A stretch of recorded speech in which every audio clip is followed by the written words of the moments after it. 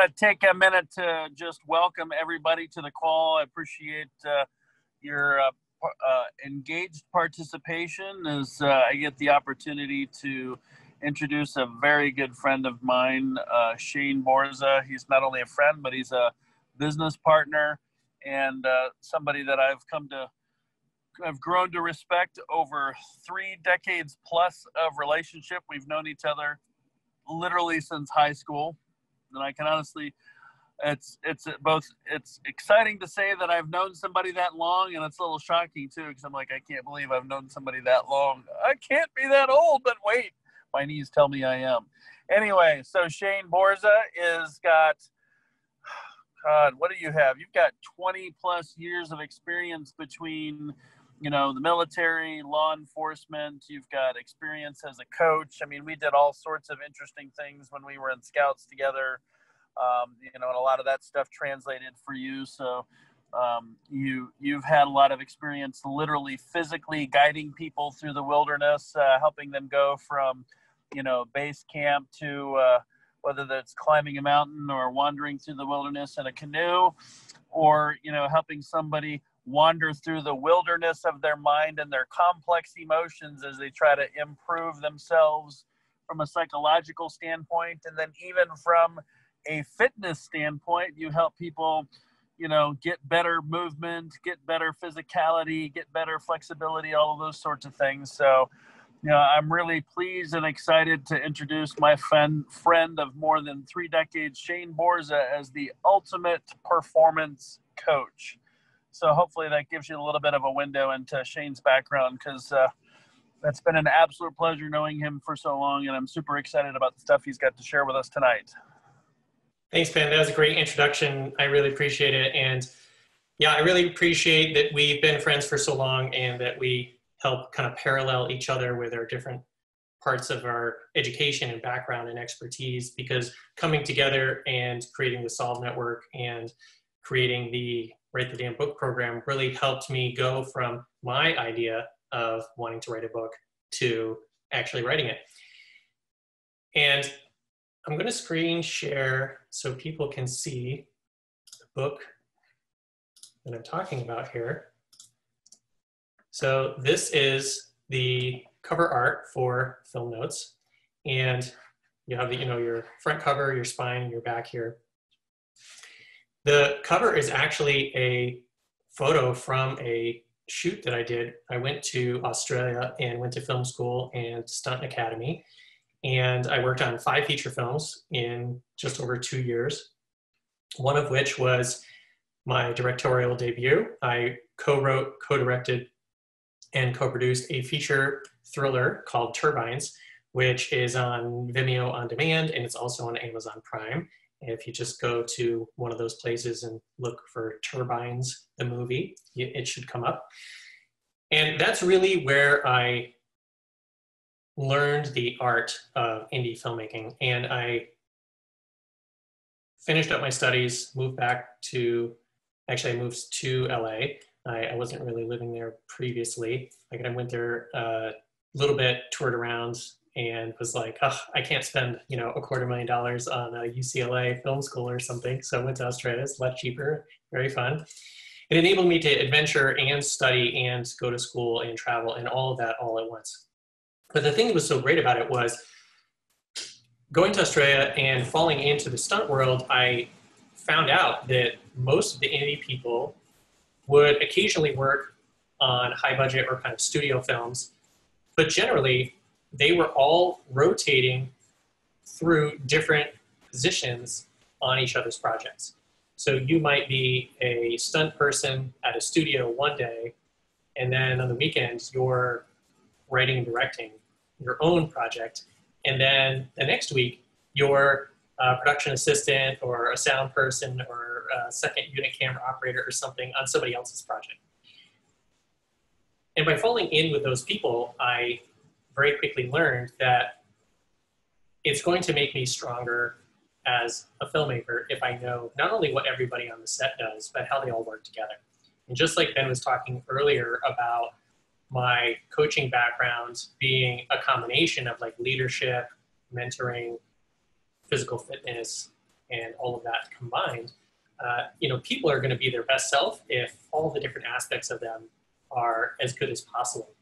And it doesn't work so well if you're like a teeter-totter and one side's all the way at the bottom and one side's all the way at the top. You're very unbalanced, and you might excel in one part of your life, but you're kind of falling apart in another. And you're not going to have your best kind of ultimate performance as if you were kind of high marks across, you know, all the different aspects. And the same with indie film, especially when you're dealing with a lot of restrictions. You don't have a lot of people or time or money or equipment, or knowledge or experience, whatever it might be. Learning how to work quickly, be flexible, and allow kind of the elements of surprise, like happy accidents, not blow your top, not lose your mind, not get in fights, not blow up. All of that stuff was very formative for me.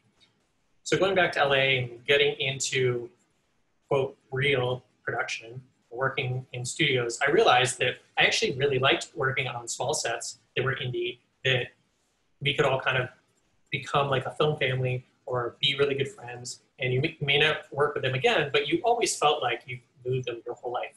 Whereas working on a lot of the big budget stuff, I'd find that there were sometimes more people in my department that were on an entire film crew for an indie film.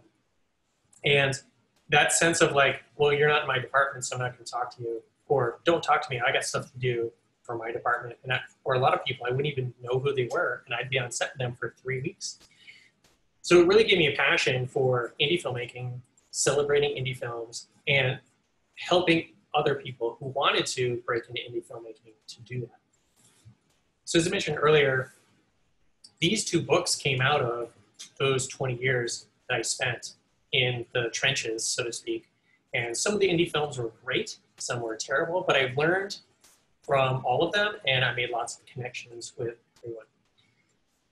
And one of the things that I really wanted to do is also position myself as an expert in the marketplace, because part of my coaching practice is mentoring people. And I have mentored some people on big projects, such as writing a book, and also big projects like making their first film so they could submit it to a film festival. As you can see in the back here, I have assembled a number of blurbs and kind of testimonials and reviews from a bunch of different people that I've met.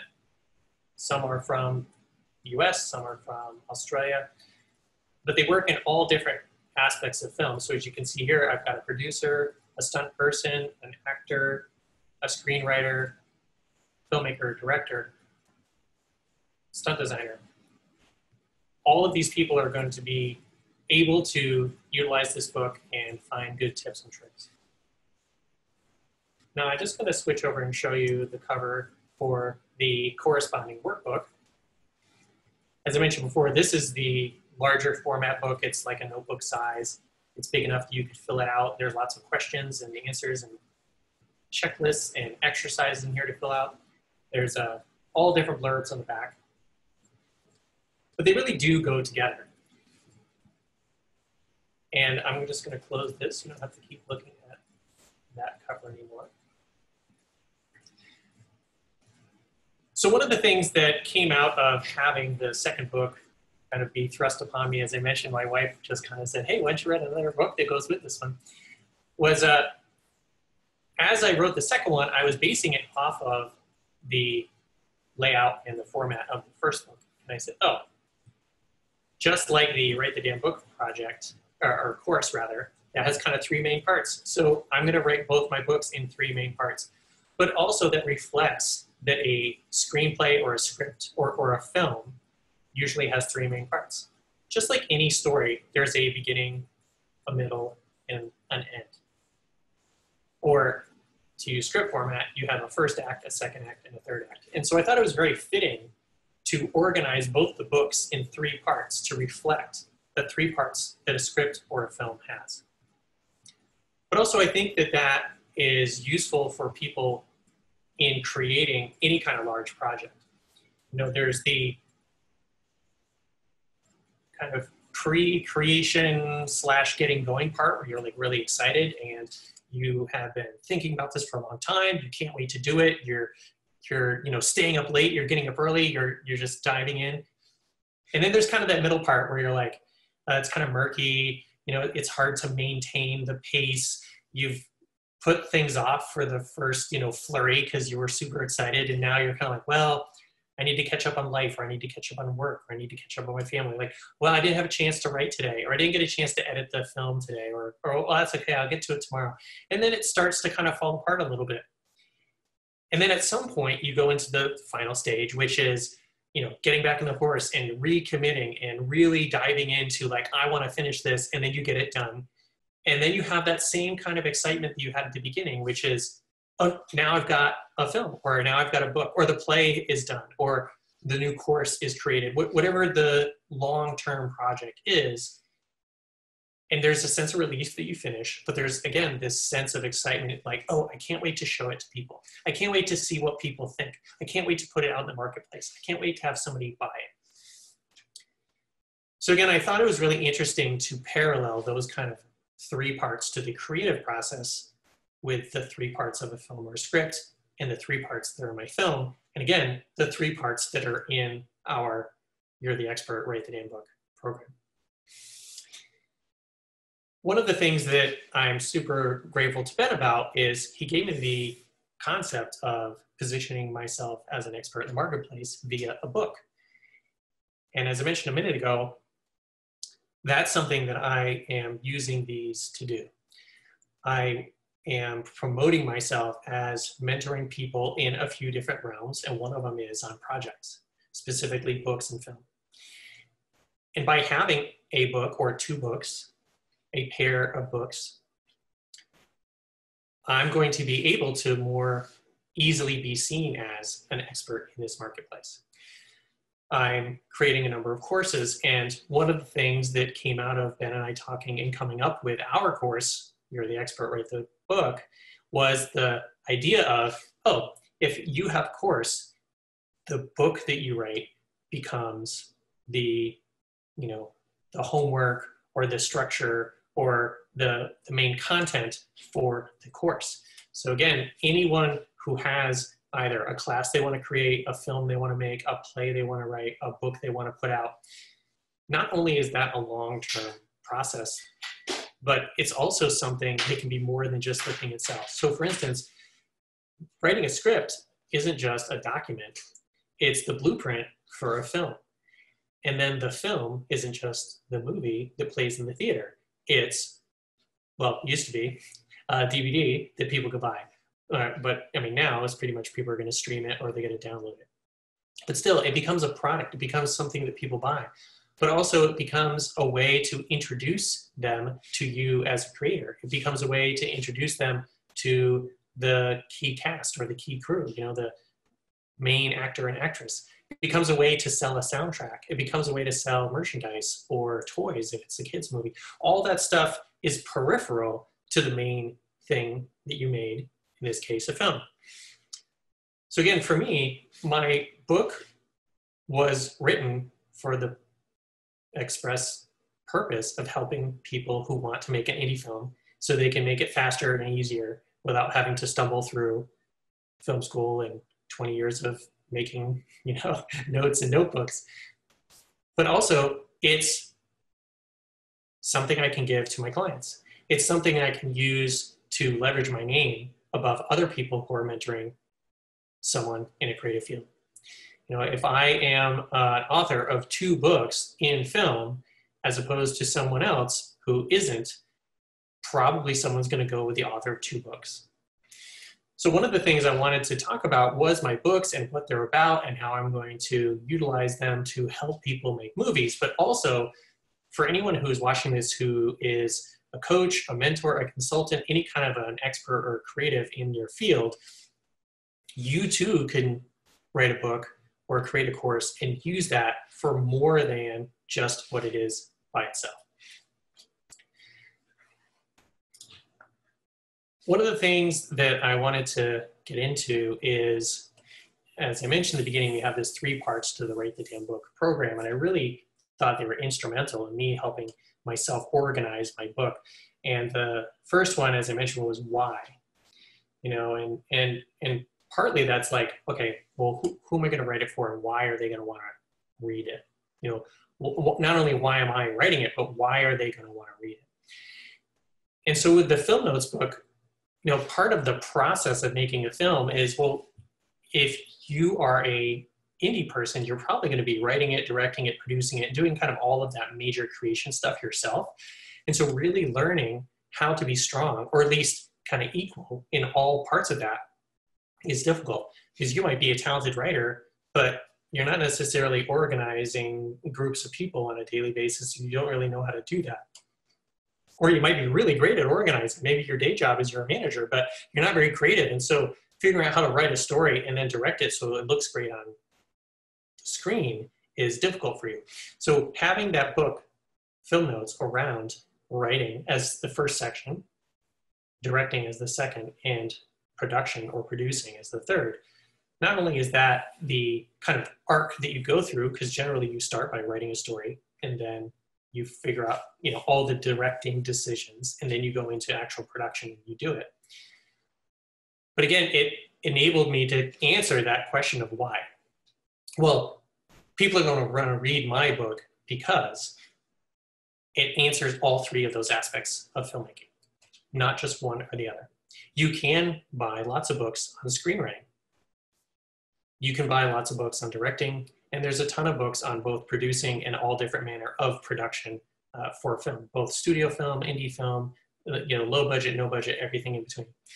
What I wanted to do was give people a book that they could throw in their bag, take it with them, and kind of use it, as I mentioned, like a manual. It's not so much a book that you sit down and you read it from cover to cover.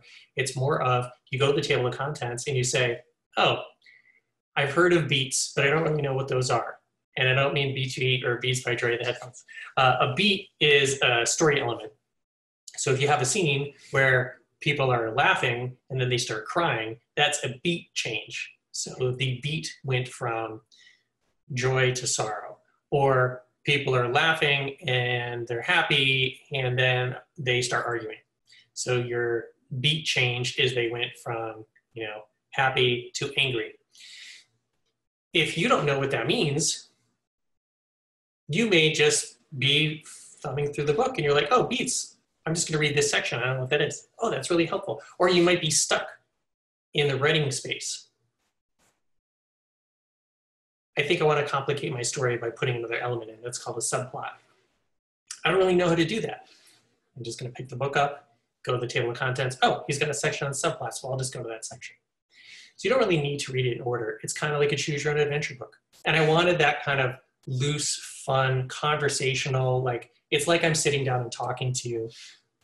But again, a lot of indie filmmakers, they don't have the time, they don't have the money to hire me as a professional and say, I'm going to sit down with you for an hour a week or an hour a day, or I'm going to hire you for a week straight to come in as a mentor, because I don't have the time or the money to do that. But instead, they can buy my book and they can read through it, and I can kind of mentor them through the conversation of them reading what I wrote. And so that's the why I hope that they will want to read the book, especially with the blurbs that I have in the back. I tried to make them very exciting. I had almost 30 or 40 different blurbs from different people from all different aspects of the film industry. And as an aside, that's something that I learned and I had forgotten, but Tim Ferriss, who most people I'm sure listening to this will know is a big bio and life hacker and has written a number of books, all of which he jokingly calls a coffee table book because they're usually quite lengthy. He talks about how, a book is like a multi-year process. And, the first quarter, you're thinking about it. In the second quarter or two, you're writing it. And, the third quarter, you're reviewing it. And then the fourth quarter, you're kind of like, okay, let me start putting together a plan to send it out to people. They can review it. They can edit it. They can give me some feedback. They can write testimonials. They can do all that stuff. And then that second year, you're then harassing people like, hey, I sent you the book 2 months ago. I haven't heard back from you. And I had forgotten that it's such a long process. So when I sat down and wrote my book, I went from, okay, I'm an indie film person. I make indie movies. I edit indie movies. So I'm going to just go, okay, I'm going to write out an outline and it's going to take like a week. I'm going to write a rough draft and it'll take like a week. I'm going to write a second draft. There's my third week. And then the fourth week, I'm going to try and get a final draft. Now, during that month of writing the book, once I got my first draft done, I sent it out to 40 people and said, hey, I'm writing this book. I have a deadline because I wanted to try to get it out by a film festival in September, which has since been postponed to next year. But the thing that was great about that was I was under the gun from day one. And it forced me to say, okay, if I want this book to be in print at the film festival in September, and it's June, then I need to get the book done, in a month or so. And at first that was crazy, but it forced me to get up and say, okay, my job this month, and we're in a COVID world and some people are stuck at home, so you might be able to take advantage of this, whereas in a normal kind of part of the year, if you have a full-time job or a day job or something, you can only really write or make a movie or do your play or create your course or whatever it might be in the evening or on the weekends. And a lot of time that cuts into your normal lifetime. So it's hard to really juggle these big projects. But for me, I was able to take a month and say, okay, I'm going to take a week in outlining and take a week and write the first draft. And then I'm going to immediately send it out to 40 people as a PDF and say, this is my rough. It's not edited, but if you could read this over and just give me a blurb or a testimonial that I can put on the cover, I can use in social media, then I knew that even if it took a month for those people to get back to me, I would still have those back before my September deadline. Well, the other thing that was really great that came out of that is I had a couple of people say, hey, I started reading your book. Do you need someone to edit it or give you like notes or make corrections? And I said, yes. So I ended up having 3 people do that, which again corresponds with one of the notes in the book, which is if you're going to write a screenplay or a script, don't give it to 20 people because you're going to get so much feedback that's conflicting that you're not going to know who to listen to. Instead, you pick 3 to 5 people that know and trust, and they know what they're talking about. 5 is really good because if 1 or 2 people flake or they don't get it back to you in time, then you still get 3 really good opinions. It's really easy to go into some long, detailed conversations with only 3 people, even if they're all separate. If you are trying to do that with 10 or 20 people, as I said, it gets murky. So I was getting blurbs and testimonials for the book, and I happened upon getting 3 people who were willing to edit the book for me, or at least read the whole thing. And that was super valuable. So by the time I got to the end of the month and I had kind of my final, or I was taking my second draft and turning it into a final, I was able to get their feedback and their notes and their edits and incorporate that into the draft. And at that point, I was like Michael Keaton and Mr. Mom, like my brain was oatmeal. If you've seen that movie, you'll get the reference. If you don't, it's a classic 80s comedy. Anyway, so I finished the book and I was like, oh, I'm so glad I did that. It was a breakneck pace, but it was a fantastic experience. I learned so much. The program I created with Ben, you're the expert, write the damn book. Like it actually works. It's fantastic. So I can't wait to help other people do that. And then, as I mentioned, she gave me the idea, like, why don't you do a workbook that goes with it? Now that was a very different process because I didn't really need to write anything. What I had to do was go through all my production paperwork and figure out how do I switch the formats and put them from, some of them were actual pieces of paper, and I would scan them and put them in, I had to use different programs and get them so that they were in the right format, the right size and everything, and get them into the book. And then I just went through and found a bunch of the checklists and things that I had, and so good, okay, all the checklists go in a section, all the production paperwork goes in a section, and then I said, oh wait, the first book is in 3 parts, the Write the Damn Book program is 3 parts, a film is 3 parts, script is 3 parts, I'm gonna make this 3 parts too.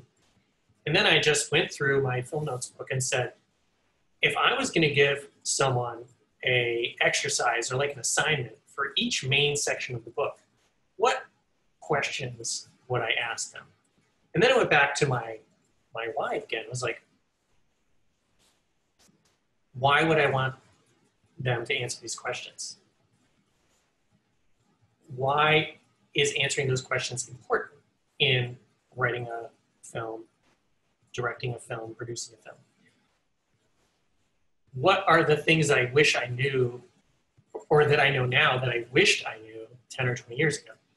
And so I put together basically a wish list of all of these templates, all of these, here's 10 questions on this, here's 5 questions on this. Oh, it would be so great if only I had known to fill these things out. And so the second book, the workbook, followed almost identically the same workflow. I basically did an outline in a week, wrote out a rough draft a week. I contacted the same 3 people that did the film notes book and said, hey, I've got a workbook now too. Do you mind giving this a look over? And they did, and I was able to then write up a final. And by the end of the second month, July, I had 2 books then. During that time, we found out that the theaters we were going to use for the film festival, which I'm one of the directors, were unable to be open in the capacity that we wanted to have. So we ended up saying, okay, we're not canceling the event, we're just postponing it to next year. And next year we'll do a co-2020/2021 double festival. So all of a sudden, I didn't have the pressure of getting the book out like screamingly fast. So I was able to have someone make the ISBNs. I was able to have someone make the covers. I was able to get a layout. I put everything in myself. It enabled me to have like a week off from writing or editing. And then I was able to come in fresh and say, okay, I'm gonna lay everything out. And then when I lay it out, it forces me to address the format and the spelling errors and all of the notes and see the book kind of fresh because it's in a different format. So the key takeaways I would say are, and again, regardless of, you're not necessarily gonna be writing a script or making a movie, but maybe you wanna write a book, maybe you have a course that you wanna create, maybe you wanna start a company. Getting organized, giving yourself a due date, and then following a schedule is gonna be helpful in every one of those endeavors. If you're making a company or you wanna start a business, you need some kind of a business plan. You need some kind of product list. You're gonna need some kind of a budget. So there's still gonna be paperwork. It's not gonna be production paperwork, obviously, but learning what paperwork you need and how to fill it out is gonna be really helpful. I know I talked about a couple different things tonight, one of which is our Write the Damn Book program, which I'm really excited to launch later this year. One was about my 2 books that are coming out the end of this month. And the third thing was kind of utilizing projects to not only have them be larger than the sum of their own parts, but also to help position you in a certain way. So I hope that kind of weaving in and out of those different parts were helpful.